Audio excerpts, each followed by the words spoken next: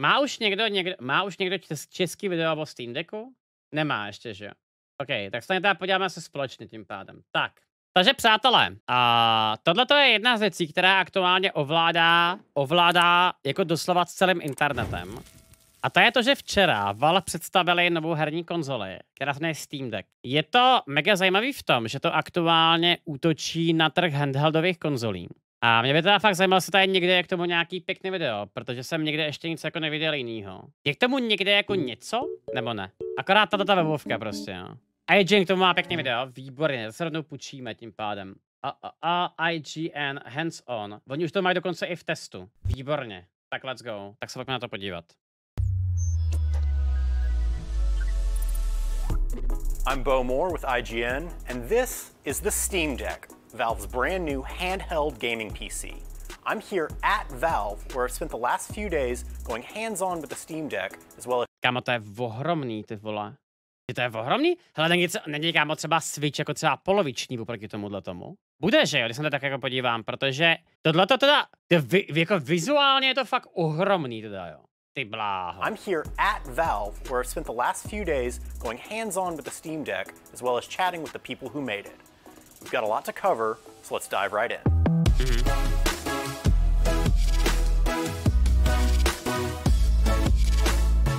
When I first saw the Steam Deck, I was a bit thrown off by its control layout. The thumbsticks are in line with the D-pad and face buttons, which looks a bit odd when you're used to the more offset angle found on most controllers. However, as soon as I held it myself, the layout felt completely natural. The full-size thumbsticks felt... Kámo, teda jako nevím, ale už třeba teďko mi to přijde ergonomicky úplně mimo, ne? Kámo, to je strašně veliký. To je strašně veliký. To nedáte ani do kapsy, tohleto. No to jako to vůbec nemáte šanci dát do kapsy. Do pytle práce, ty jo. Switch je zhruba stejně velký. Kámo, tomu nevěřím, že Switch je stejně veliký. To ani náhodou. Jakože, ale jestli bude Switch, tak bude třeba katnutý od tyhle ty strany. Minimálně. Jako tohle je teda hodně zajímavý. Já teďko vysvětlím. Já spíš mám trochu problémy s tím, jak je to nahoře od sebe daleko. Protože třeba já, který mám malý ruce, já budu mít asi veliký problém tohleto držet jako vůbec, abych to dokázal používat, jo. Necháme to dojet a pak jsem to held it myself, the layout felt completely natural. The full-size thumbsticks felt precise, and while the D-pad wasn't quite as clicky as I'd like, it was fully serviceable for rounding out some quarter circles in Guilty Gear Strive. Similarly, the face buttons and bumpers all felt solid and served me well through a few runs of Hades. The triggers did feel a little bit squishy for my taste, but it's worth noting that I was using a non-final hardware unit, so it's possible that things might improve there as Valve tweaks the deck before launch. Okay. On the back side are 4 rear buttons, a welcome feature for anyone who's grown accustomed to using pro-style controllers like the Xbox Elite. These, like the... Jo, takže nejenom, že máte R1, R2, ale máte R1, R2, R3, R4. OK, to jako tak určitě se to prostě může něčem hodit, no. To nemusí být vůbec jakoby špatný. Špatný v rámci jako možností, no. Switch mám doma a Switch je širší než vyšší. Jo, takhle, že je úzký, že uší. Ok. The rest of the buttons and other inputs can be fully customized to whatever you like thanks to Steam Input, Valve's commitment to making useful custom key bindings available for almost any controller layout. Underneath the thumbsticks are one of the deck's standout features, 2 precision trackpads, which give you access to mouse controls for games that don't play well with a controller. Já teda věřím tomu, že to bude lepší, než byly starý ovladače od Valve, protože já si osobně myslím, že tady prostě vzniklo nějaký zajímavý problém, jo. Já nevím, jestli si je pamatujete, ale před několika lety, tak Valve udělali ovladače, které byly specificky dělané na hry, jako je třeba Dark Souls a tak dále. A oni vypadali tak, že byste měli jeden analogový, nebo jeden takovejhle D-pad a pak druhý vypadal nějak takhle. Že byl jako kapacitní a vy jste se prostě snažili na základě toho prostě jako být přesnější. Já jsem to kámo používal a bylo to úplně strašný. Nikdy v životě jsem neviděl horší, nebo nepoužíval horší ovladač, než ty steamácký prostě, jo. Mám doma asi 4, ty vole, a normálně bych je vyhodil prostě jako ven, jo. Fakt to bylo úplně hrozný. Věřím tomu, že tohleto bude daleko líp jako použitelný. A je člověče pravda, že pokud tohleto jako je dost precizní, aspoň třeba jako, nevím, řeknu jako touchpad u standardních jako notebooků, tak by to mohlo být super prostě v rámci možností, protože určitě vám je to schopný u některých jednoduchých her nahradit myš.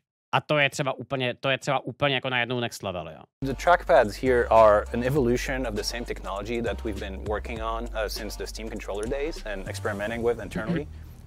You also have seen some of our trackpad work as part of the index controller, for example. They can be used for many different things. We have a keyboard that lets you do dual thumb typing. In-game, you can map them to areas of the screen for a mouse cursor to jump there and be kind of a one-to-one region type input. You can create on-screen menus that pop up on top of the game and have many customizable like macro buttons or keyboard keys. And you can just use it for mouse input, where it's really powerful and reliable for the people that are comfortable with that sort of input. Both the thumbsticks and the trackpads are also capacitive, which means they can tell when your finger is on them. Yes, ma'am. Combined with the internal gyro sensor, it gives you a weirdly precise level of control that, after a brief adjustment period, is honestly not far off from using a regular mouse. Yes, even in first-person shooters like Doom Eternal. Finally, the 7-inch screen is touch-enabled as well, giving you yet another option for controlling your games. The Steam Deck will draw immediate comparisons to the Nintendo Switch. Počkej, teď jsem to asi kámo neviděl. Má to dotykový displej? Vážně? Touch-enabled as well, giving you yet another option for controlling your Ty games. kráso. The Steam Deck will draw immediate comparisons to the Nintendo Switch. Okay. But while it might look like a handheld console, Valve's device has much more in common with a desktop gaming PC. The Steam Deck runs a custom version of Steam OS that gives you a console-like experience on the surface, but under the hood is a full-blown PC. It's a PC. We don't think people should be locked into a certain direction or a certain set of software that they can install. If you buy a Steam Deck, it's a PC. You can install whatever you want on it. You can attach any peripherals you want to it. Maybe a better way to think about it is that it's a small PC with a controller attached as opposed to a gaming console. I think it differs from... Já k tomu chci říct jednu věc, jo. Já si osobně myslím, že tohleto skoro nevypadá jako Valve, protože oni skutečně udělali něco, že našli díru na herním trhu, která tady prostě byla strašně dlouho. A je pravda, že vy teďko s handheldovejma zařízeníma nemáte moc jako na výběr. Vy máte chytrý telefon, tam prostě jsou jako nějaký hry, které se dají úplně v pohodě hrát a ty hry jsou použitelné. A některé z nich jsou famózní. Wild Rift, Která prostě a tak dále, ale je jich prostě málo a ne každýho to zajímá. Potom je tady Switch, který je prostě kompletně uzavřený od titulů přes operačního systému, přes spoustu jako jiných věcí a taky je to Nintendo, že jo, prostě takže jakmile to je Nintendo, tak je to automaticky odpad, na to jsme si už zvykli, že jo? Prostě nějakým způsobem tak to jakoby funguje. No a pak je teďko tady najednou Steam Deck, který je vlastně otevřený stroj, který akorát říká, že hele, máte hru na Steamu, tak si ji můžete zahrát na tomhle zařízení.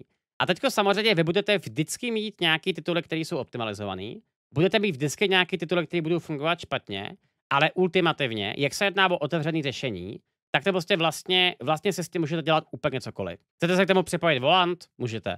Chcete si k tomu připojit vlastní sluchátka? Můžete.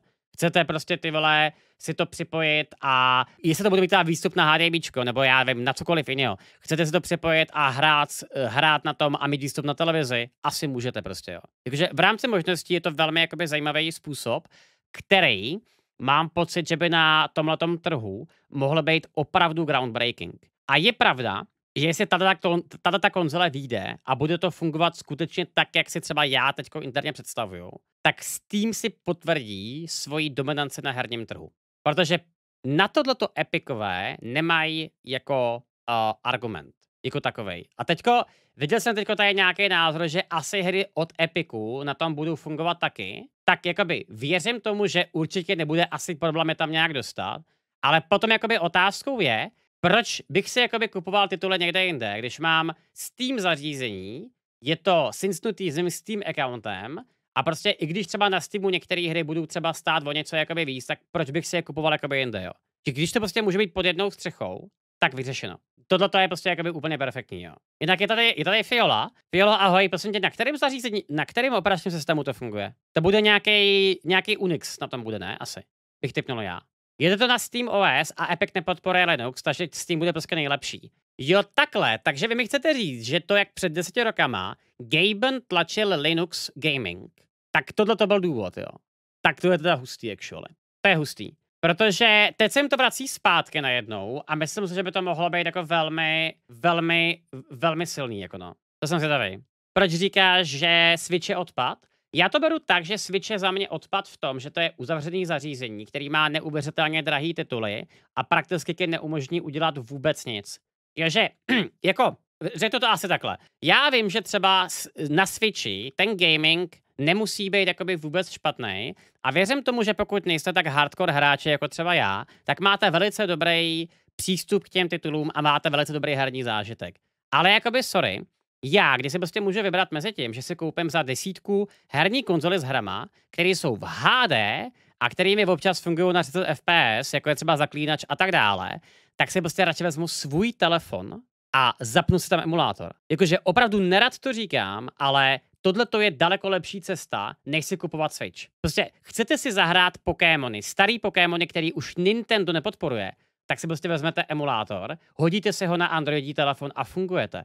A funguje to famózně. A máte syncnutý savey, všechno jede tak, jak má. Máte zařízení, který prostě samozřejmě je tyhle výrazně jakoby silnější, než by se zdálo. Nevybíjí tu tolik baterku a tak dále. A teda zároveň máte podporu Wi-Fi, máte podporu mobilního signálu, prostě funguje to úplně všude. Jo, jakože za mě se omlouvám, ale prostě v tom jediný, v čem Switch exceluje, tak jsou exkluzivky. Jako je Breath of the Wild, jako jsou Mario hry a tak dále prostě. Jože dokážu to pochopit, že kdybych se měl vybrat pro malý dítě, jestli jim koupím Switch nebo lepší telefon, tak bych jim asi koupil Switch, protože máte nějakou jistotu, že tam ty vole prostě kindři nenatáhnou ty vole nějaký pornáče a tak dále. Ale já teďko to beru čistě, já teďko to stahuju k sobě. Každý zboží má svýho kupce a všechno má svůj nějaký trh a proto je Switch tak úspěšný. Ale prostě pro nás, který tady ty vole jsme odrostli na starých počítačích a žijeme na PC a fungujeme s tím gamingem dlouhodobě, tohle to je přesně ono. Jakože představa, že já se můžu sednout kámo dolů na gauč, pustit si ty vole YouTube nebo nějaký film a hrát na tom třeba Isaaca nebo Hadese, do prdele ty vole. Tohle to je splněný sen prostě. A v rámci možností ono to není zase tak těžký, že jo. Ty hry jakoby nejsou náročný.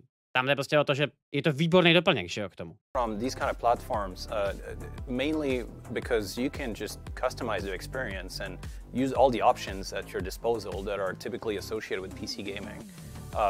We think that while there will be a pretty approachable entry point where you can see the games that work really well by default and and get a pretty seamless gaming experience. If you want to go one step further and use all of these options, you can customize your controls, your level of performance, battery life, use Steam Workshop or even mods that are outside of the Steam Workshop. Tak já mám strašně zábavně, jak dneska se všechno uzavírá a všichni vám přesně všechno připraví, že takhle dlouho vydrží baterka, tohle tam můžete používat, tohle to vám tam bude fungovat, tady máte controls a teďko najednou Valve, tady máš pucle, snaž se. Nefunguje ti to? Tak jsem na konfi znova. Jako takovej, je strašně zábavný to vidět z té druhé stránky prostě, jo. Je to mazec, je to actually mazec, no. All these options that are dear to to PC gamers are fully supported by the deck. This means you can do pretty much anything on it that you can do at your desk. Plug in a mouse and keyboard? Yep. Tab out of your games to a browser or video? Sure. Load up third-party programs or even other game stores? No problem. You could even wipe SteamOS entirely and install a fresh version of Windows if you want. Okay. But I will say the default SteamOS is smooth and efficient at getting you into your games, so I would imagine most people won't want or need to go that far. The point is, you can if you want to. Importantly, this also means that all of Steam's features, like cloud saves, are fully functional here. Já proč se to budu lidi kupovat, ale proč bych se tohoto koupil, když jsem pořád doma a mám mnohem silnější počítač? No tak to by to je k ničemu. To je naprosto v pořádku. Ty to musíš teďko brát z té pozice, že jsi člověk, který třeba pracuje a jedeš 4 hodiny vlakem, tak si kámo zapneš důma prostě. Rozumíš? Jakože tohleto se dá udělat strašně blbě na jiných zařízeních. Prostě nepotřebuješ noťaz. Nepotřebuješ prostě pořádně jakoby něco. A vypadá to, že jak to podporuje kámo úplně fucking všechno, tak tohleto třeba na cestování by mohlo být perfektní. Já teda mám pořád mám problém s tím, jak strašně široký a velký jsou ty styky, ale to prostě se uvidí, no. To budu chtít určitě testovat. You can start playing a game on your desktop PC, save and quit, then load up and continue playing portably on your Steam Deck, with all of your progress, key bindings, and mods fully intact. You can also suspend games indefinitely on the deck itself, similar to how the Switch works, though you can't have multiple games suspended at once. Tohle je taky věc, která je perfektní. Ono to podle mě do dneška moc lidí nepoužívá, ale prostě vy máte cloud savey, takže vezmete Steam Deck, dohrajete nějaký titul, odložíte, přelezete na svůj počítač a pokračujete tam, kde jste skončili na tom Steam Decku. To je taky prostě jakoby super záležitost v tomhle, jo. De facto, taková ta nuda někde při cestování tak úplně zmizí. Like with Quick Resume on the Xbox Series X. Valve also told me that they're looking into ways to cloud sync suspended games between desktop and deck, meaning you could potentially hop between platforms without needing to save and quit. But that functionality wasn't in place yet during my time with the device.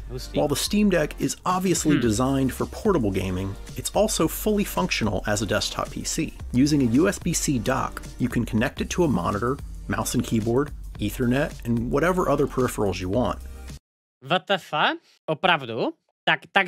Takže oni z toho dělají DeX. Oni z toho de facto dělají DeX, akorát to běží teda na Steam OS a je otázkou, jaký aplikace na tom budou fungovat jiný než jenom hry. Čeveče, tak tohle je taková ta funkcionalita navíc, podle mě, ale je to ta pravda, že určitě to bude mít nějaké opodstatnění, no. Určitě to lidi použijou. Valve is developing an official docking station, which will be sold separately, but a standard USB-C dock will work just as well. In desktop mode, Steam Deck honestly just feels like a PC. The OS is Linux-based, but it feels largely familiar to Windows and is capable of running both Windows and Linux games. I played a bit of Factorio and Death Stranding with mouse and keyboard on a 32-inch monitor, and if it weren't for the deck sitting docked next to me on the desk, I would have honestly just forgotten that it wasn't running off of a traditional desktop PC. Of course, a PC gaming device isn't worth much if it can't play games well. But worry not, in the power department, the Steam Deck is no slouch. We've been partnering pretty closely with AMD on bringing up next generation APU and developing the main board and the software solution around it. It has like 4 cores of Zen 2 architecture CPUs with SMT enabled, so up to 8 threads. And the GPU is based on the very latest AMD RDNA 2 architecture, which supports all the latest features like ray tracing and variable ray shading. The total APU combined power is about 2 teraflop, which should let people play the games that they have in their library without issues at 720 and provides lots of horsepower to that effect. 2 teraflops puts the Steam Deck in the ballpark of the Xbox. Mi teda přijde, že RTX je trochu jako extra na takovémhle zařízení, ale dobře, no. Ta věc je zbytečná. Když pojedu někam vlakem, dám si pár her Wild Driftu, pustím si songy a chill, je tisíce hel na telefon, který baví stejně jako hry na PC. A prostě lidi, co hrajou na PC, si tohoto nekoupí. Maximálně konzoloví hráči. Bahomare, já s tím fakt s tebou nesouhlasím. A jako člověk, který hraje hry na telefonu, jako třeba opravdu hodně, tak ti můžu říct, že opravdu je mezi tím jako veliký rozdíl. A fakt jsou tituly, který se na telefonní obrazovky mega hodí, ale prostě nejsou. A to je jediný ten rozdíl, prostě, který v tom je. Jo, já neříkám, že to bude zařízení pro každýho, ale pro core hráče, tak tohle je super. Ano, můžeme se bavit o tom, že pokud tě třeba na cestování nezajímá gaming a spíš jsi takový ten člověk, který si pustí hudbu nebo YouTube, tak je to věc navíc. Ale tak ty vole, to je prostě ze vším, že jo? Nepotřebuješ všechno. Xbox One and PS4. In practice, it's actually more impressive than that. Since it targets a 720p resolution, which is more than enough for the 7-inch screen, the Steam Deck is able to play current-gen PC games at medium to high settings at smooth frame rates. While I wasn't able to run benchmark tests during my hands-on time, I played Death Stranding, Doom Eternal, Control, and several others, all of which looked great and played smoothly. The deck comes in 3 different models, but power-wise they all have the same internals. The only difference is in storage space. The base model has 64 gigs of storage for $399. Moving up to the 256 gig model costs $529, while the top end will cost $649 for 512 gigabytes. All Okay. three storage devices are SSDs, however, the 256 and 512 gig models use an NVMe drive for even faster load times. And while the internal storage itself can't be upgraded, there's an SD card slot to expand your storage even further, which games can be installed onto and played directly off of. No, osobně se teda nemyslím, že by to byl tak big deal. Installed onto and played directly off of.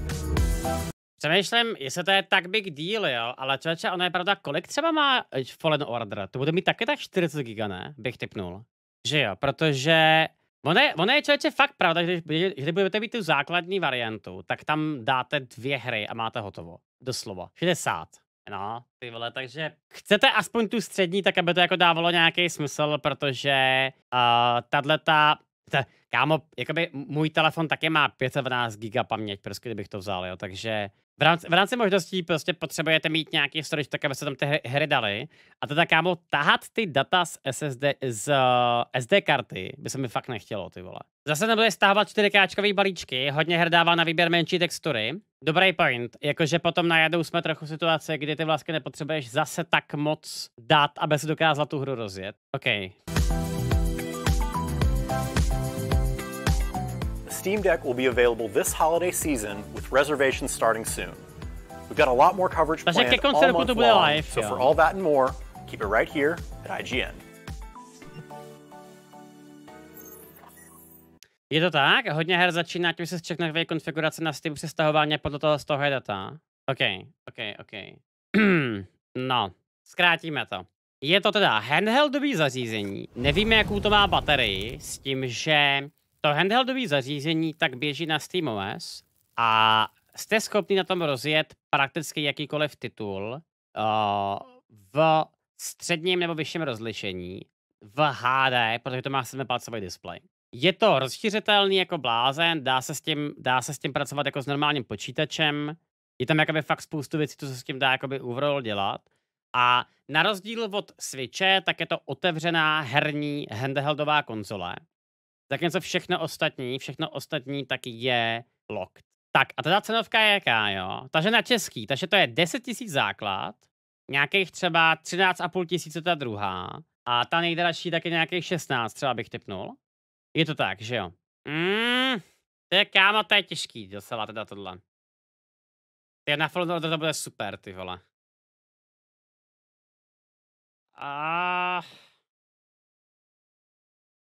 Přemýšlím.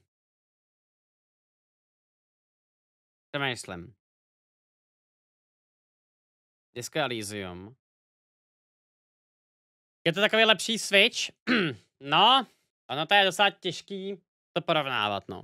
Já totiž mám takový zajímavý ještě problém v tom, že ono to útočí na cílovku lidí, kteří většinou mají doma pořádný herní počítač, jak říkal Bahomar. Takže je to docela těžký to jako pořádně někomu doporučit, protože kdybych se měl kámo vybrat mezi pořádným herním kompem a tímhletím, tak si vždycky vyberu komp. Kdybych si třeba já měl ale vybrat mezi Switchem a tímhletím, tak bych si určitě koupil tohle. Ale jsme jako v situaci, kdy já nemám zase na čem hrát ty nintendácký hry prostě, jo. Takže ono to je takový, že vy prostě vždycky najdete pro to nějaký využití. A je to celý jenom o tom, jaký tituly vás baví. Takhle bych to asi řekl, že jsou lidi, kterým bude vyhovovat telefon, který už prostě máte, jsou lidi, kteří už mají Switch, anebo si chtějí koupit Switch s OLED displejem, tak to je taky cesta. A pak je tohleto, což je prostě teda úplně jakoby jiný level zařízení, který není určitě jako pro každýho, ale je to zajímavá cesta, jak dostat třeba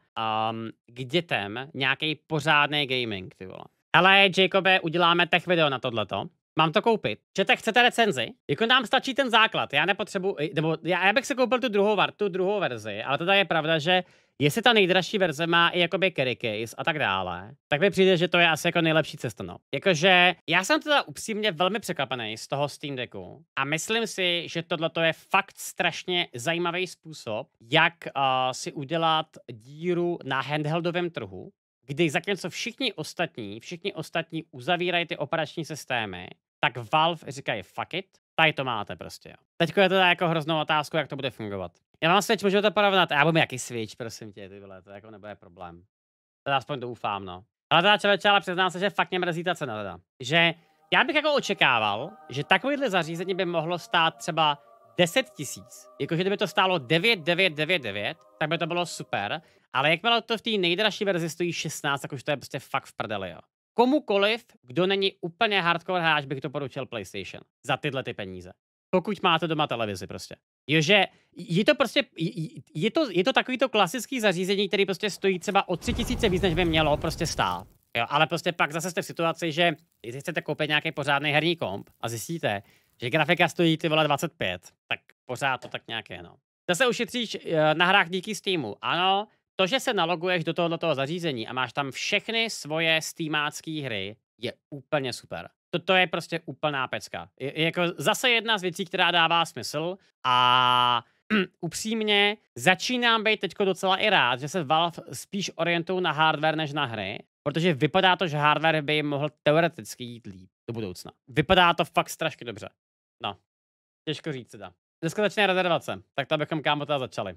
Vyloženě je to mid-tier gaming počítač za 13 000. Ale to je dobrý porovnání, ty vole. Za 13 000 máš de facto case, za 13 000 máš zařízení, na kterém jsi schopný hrát aktuální hry na mid rozlišení v 720p a když to připojíš přes USB-C k monitoru, který si můžeš koupit třeba za 2000, tak za 15 000 máš docela v pohodě herní stroj, ty vole. Člověče, kámo, to je velmi dobrý point, to je velmi levný, actually. A souhlasím s tím, že dobrý point je taky to, že to vlastně nemá žádnou konkurenci. Prostě Switch není konkurence pro tohleto. Tohleto je úplně jiný zařízení. To je hustý. Tohleto je fakt strašně hustý. Tyjo. Teďko v žádném případě ty už si hodně dlouho nic nekupoval, co? Prosím tě, kámo, já jsem streamer, co to je kupování věcí, ty vole. Krásné.